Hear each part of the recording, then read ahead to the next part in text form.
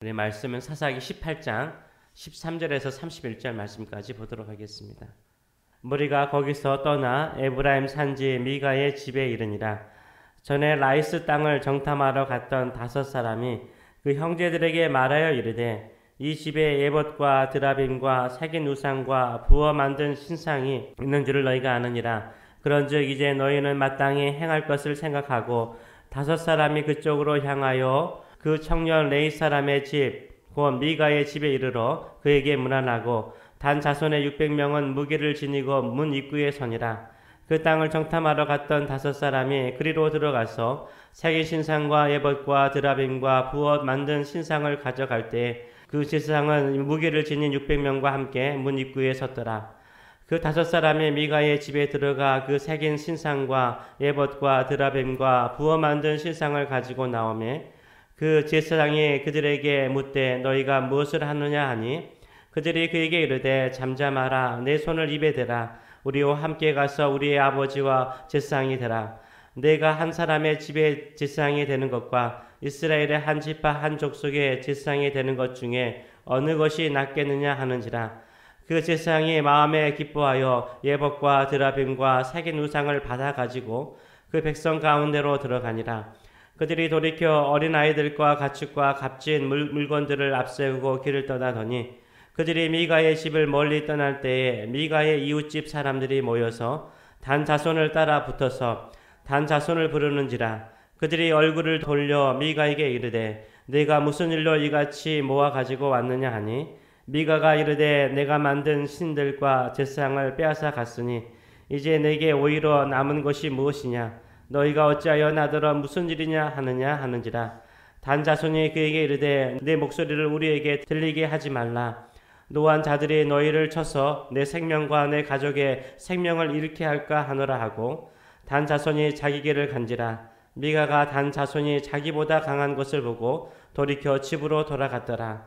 단 자손이 미가에 만든 것과 그 제사장을 취하여 라이스에 이르러 한가하고 걱정이 없이 사는 백성을 만나 칼날로 그들을 치며 그 성읍을 불사르되 그들을 구원할 자가 없었으니 그 성읍이 베들루옵 가까운 골짜기에 있어서 시돈과 거기 거리가 멀고 상종하는 사람도 없음이었더라. 단 자손이 성읍을 세우고 거기 거주하면서 이스라엘에게서 태어난 그들의 조상 단의 이름을 따라 그 성읍을 단이라 하니라. 그 성읍의 본 이름은 나이스였더라. 단 자손이 자기들을 위하여 그 새긴 신상을 세웠고 모세의 손자요 게르솜의 아들인 요나단과 그의 자손은 단지파의 제사장이 되어 그 땅 백성이 사로잡히는 날까지 이르렀더라. 하나님의 집이 실로에 있을 동안에 미가가 만든 바 새긴 신상이 단 자손에게 있었더라. 아멘. 오늘 이 말씀을 가지고 너무 일찍 사라진 지파라는 제목으로 같이 은혜를 나누기로 합니다. 단지파 선발대 600명은 어디에 이릅니까? 에브라임 산지 미가의 집에 이릅니다. 전에 미가의 집에 잠시 머물렀던 5명의 정탐꾼이 600명의 사람들에게 무엇이라고 말합니까? 14절의 말씀을 보게 되면 전에 라이스 땅을 정탐하러 갔던 5사람이 그 형제들에게 말하여 이르되 이 집에 에봇과 드라빔과 새긴 신상과 부어 만든 신상이 있는 줄을 너희가 아느냐? 그런즉 이제 너희는 마땅히 행할 것을 생각하라 하고 말하고 있어요. 단지파가 미쳐도 완전히 단단히 미쳐버렸습니다. 지금 미가의 집에서 무엇을 빼앗아 가려고 합니까? 미가의 재물이 아닙니다. 미가의 무엇을 빼앗아 가려고 합니까? 에봇과 드라빔과 새긴 신상과 부어 만든 신상을 빼앗아 가려고 합니다. 이것이 무엇입니까? 우상입니다. 하나님께서 가장 혐오하는 우상입니다. 그런데 단지파 사람들이 우상을 가져가려고 합니다. 어떻게 해요? 힘으로 빼앗아 가져가려고 합니다. 정탐꾼들이 단지파 사람들에게 마땅히 행할 일을 생각하라 말하자 600명의 단지파 사람들이 어떻게 행동합니까? 16절의 말씀을 보게 되면 단자손 600명은 무기를 지니고 문 입구에 서니라 라고 말하고 있어요. 무기를 들고 무장하여서 미가의 집 문 입구에 섭니다. 싸워서라도 우상을 빼앗아 가겠다라고 무력 시위를 하는 거죠. 아니 하나님께 분배받은 땅을 정복하기 위해서 무기를 들고 싸우고자 하지 않았던 단지파 사람들이 우상을 빼앗고자 하는 무기를 들고 무장을 해요. 얼마나 아이러니합니까?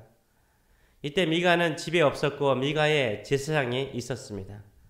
미가의 제사장에게 인사를 나누고 5명의 정탐꾼이 집으로 들어가서 새긴 신상과 예봇과 드라빔과 부어 만든 신상을 가지고 나옵니다. 이에 미가의 제사장이 항의를 하죠. 그러자 이들이 무엇이라라고 말합니까?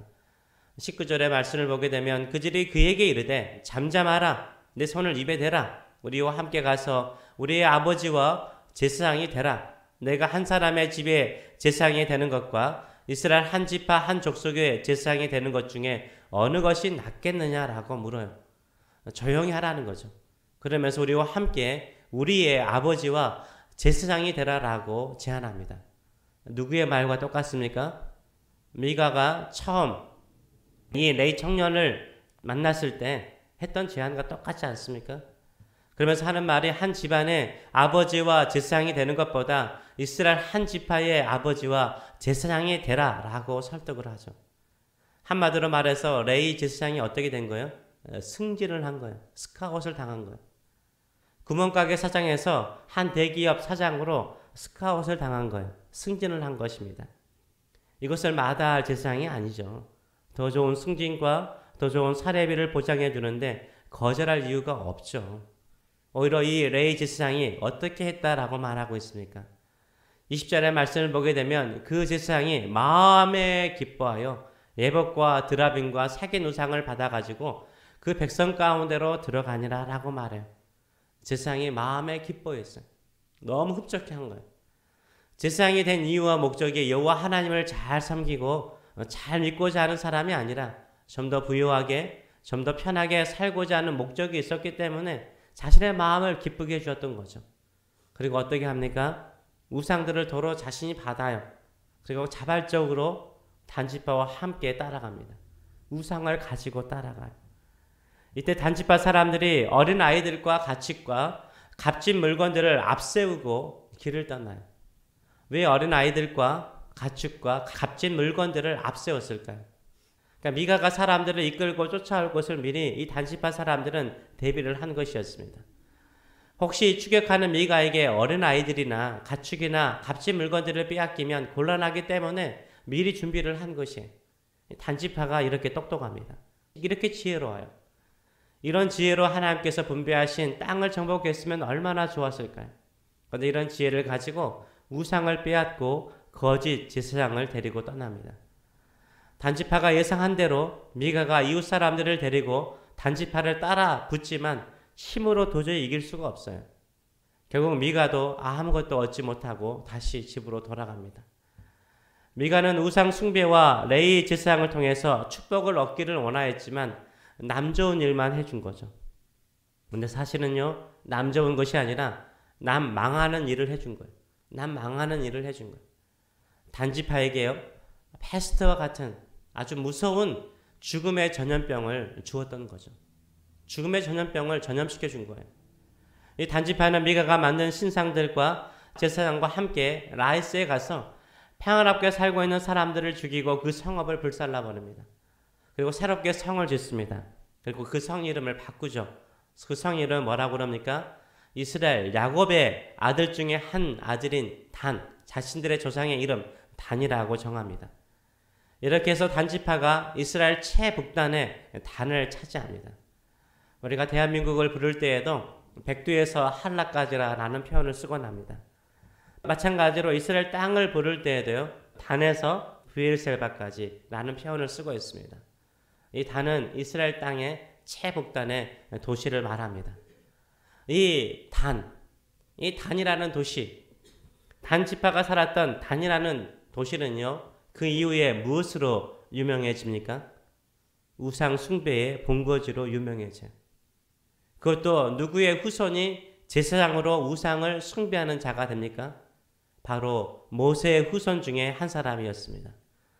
30절과 31절의 말씀을 보게 되면 단지파에 대해서 이렇게 정리를 하죠.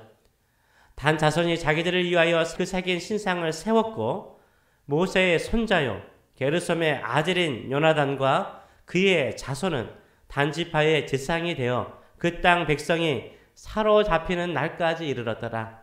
하나님의 집이 실로에 있을 동안에 미가가 만든 바 새긴 신상이 단 자손에게 있었더라 라고 정리합니다. 단 자손이 자신들을 위해서 무엇을 세웠습니까? 새긴 우상을 세웠어요. 미가가 새긴 신상을 세웠습니다. 그리고 미가의 집에서 데려온 사람을 단지파의 제사장으로 삼았습니다.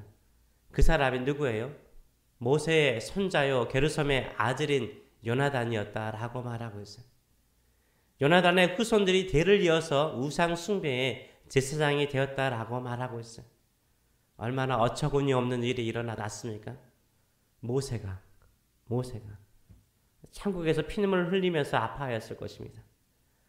광야에서 아론이 금송아지를 만들어서 그 금송아지가 우리를 애굽에서 인도하신 여호와라고 예배하고 춤추고 즐거워할 때 모세는 하나님의 십계명 두 돌판을 내던지면서 깨트릴 정도로 분노하면서 우상 숭배를 반대하였습니다.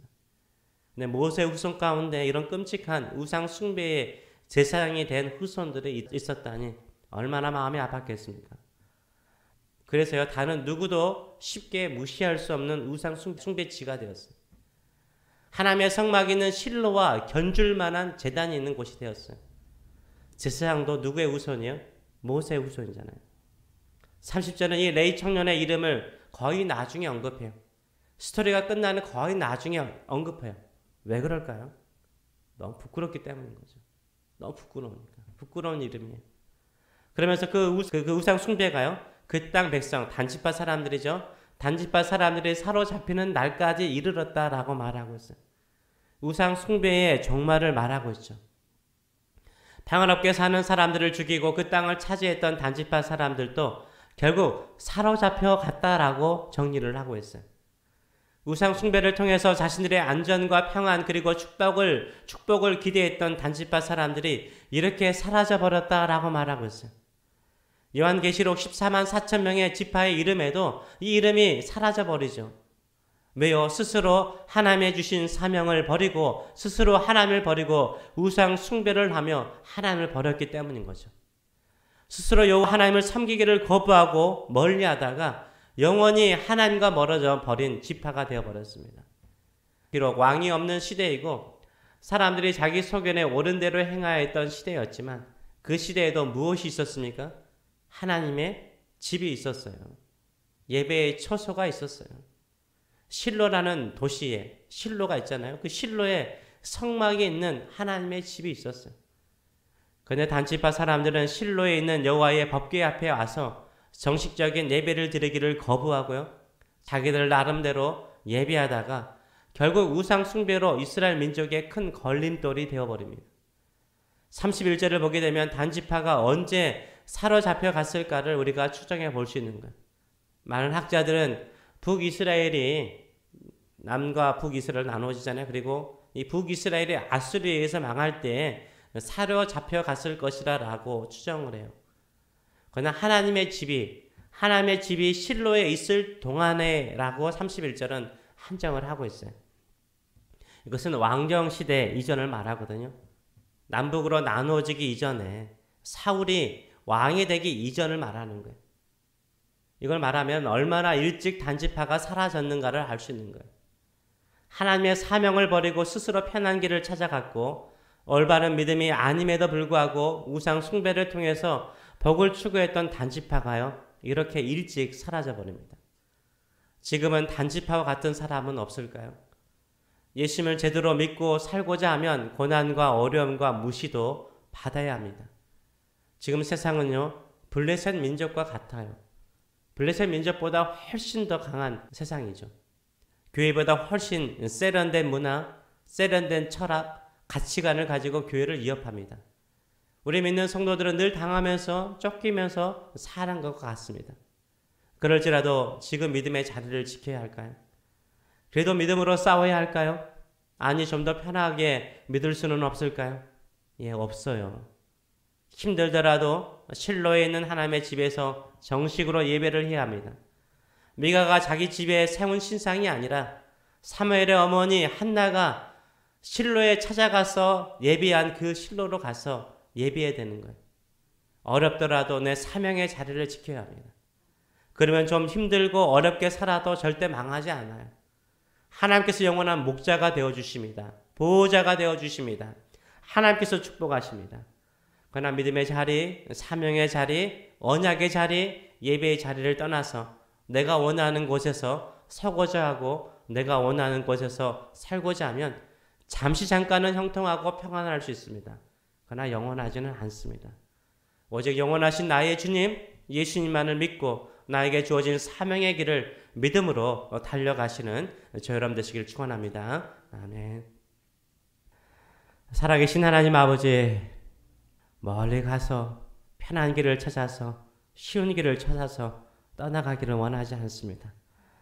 블레셋 민족과 같이 세상의 모든 것들이 우리를 위협하고 유혹하고 우리를 이길 수 없는 강한 세력일지라도 우리는 이 자리에서 기도로 승리하기를 원합니다. 믿음으로 승리하기를 원합니다. 말씀으로 승리하기를 원합니다.